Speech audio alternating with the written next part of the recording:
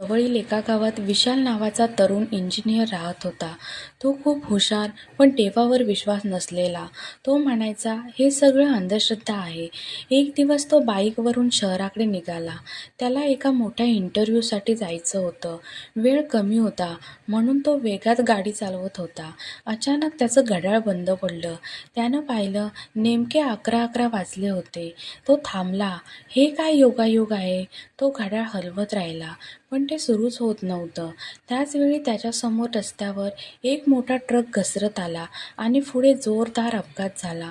जर तो 2 मिनिटं आधी पुढे गेला असता तर तोही त्या अपघातात सापडला असता. तो थरथरला. बाजूला एक छोटं स्वामी समर्थांचं मंदिर होतं. तो तिथे गेला. मंदिरात लिहिलं होतं, भिवू नकोस, मी तुझ्या पाठीशी आहे. त्याने घड्याळ पुन्हा पाहिलं. ते अचानक सुरू झालं. त्या दिवसापासून विशाल म्हणू लागला, कधी कधी चमत्कार दिसत नाहीत पण वाचवतात नक्की. माझी सर्व बांधवांना विनंती आहे, नेहमी स्वामींचं नाव घेत जा. तुमचे सर्व मार्ग मोकळे होतील. व्हिडिओ तुमच्या सर्व मित्रपरिवाराला शेअर करा आणि कॉमेंटमध्ये श्री स्वामी समर्थ लिहा. तुम्ही स्वामींना मनापासून मानत असाल तर आमच्या चॅनलला सबस्क्राईब करा. श्री स्वामी समर्थ.